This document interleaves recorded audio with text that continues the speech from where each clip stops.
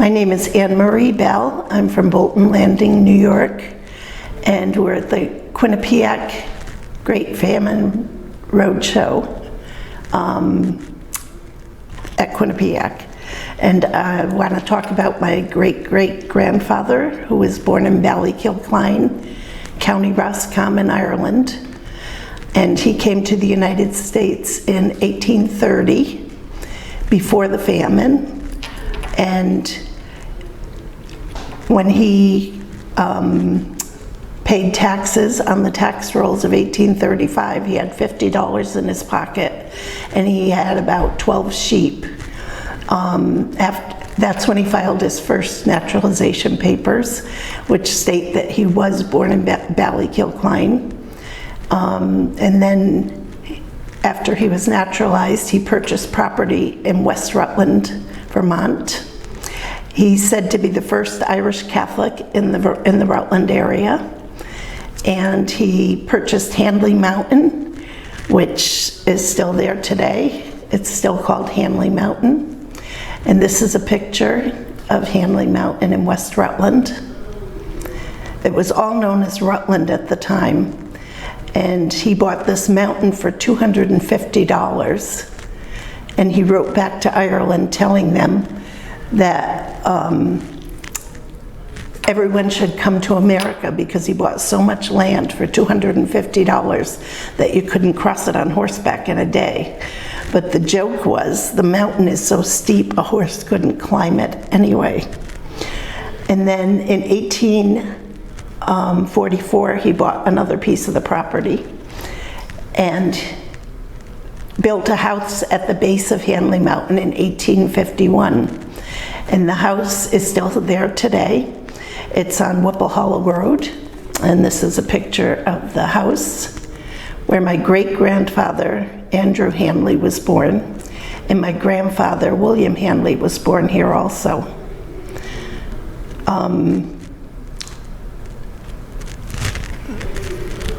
So some of the property is still in the Hanley family. It's owned by me and 13 other cousins. So in 1980, I decided to do the genealogy, looking up the Hanley family, because I wanted to know how a man could buy a mountain for $250 when people couldn't afford to feed their families. So we went to Rutland, did a lot of research in the town hall and county courthouse, and I found quite a few records. When John Hanley told everybody to come, apparently they did, because all of the names from the townland where he was from I found in Rutland. And in 1999, the Ballykilcline Society originated, and I saw an article in the newspaper, and I knew that was where my great-grandfather was from. So we decided to join the society. And the first reunion that year was in Strokestown. It was at the Strokestown House, which was the estate where Ballykilcline is located. And my mother and I went to the reunion and met hundreds of people from all around the world whose ancestors originated at the Strokestown estate. I do have a picture from the reunion.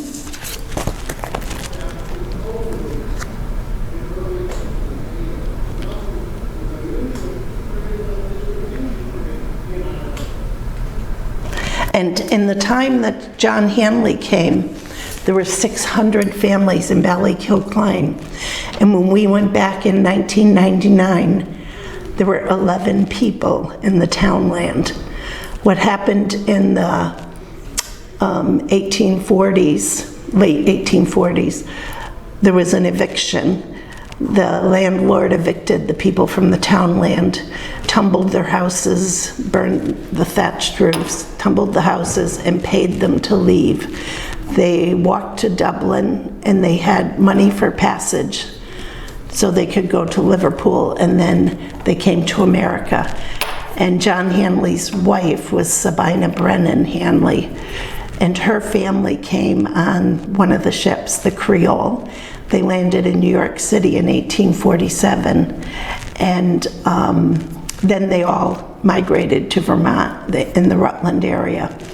Vermont had a lot of jobs at the time. It was a big marble quarry, and the quarry produced very white marble, which was used to build Washington, D.C. monuments at the time. And so there were plenty of jobs, and most of the people worked in the quarry. I have a picture of the marble quarry. And the people worked from sunup to sundown in the quarries, the men did. And after they worked all day at the quarry, they needed a Catholic church in town. There was a very small French church. It was the Sacred Heart Church, but it was too small to accommodate everyone. So they built St. Bridget's Church. This is a picture of St. Bridget's Church in West Rutland. It's all marble, and it's on a hill, so you can't miss it. Even if you drive by on Route 4, you'll see it. John and Sabina Hanley, they were the earliest settlers in the area, and they lived to be 80, 81 years old. John died in 1886, and Sabina died in 1890. Then the farm went to my great-grandfather Andrew, and I have a picture of my grandfather, who was also born there. This is William Hanley.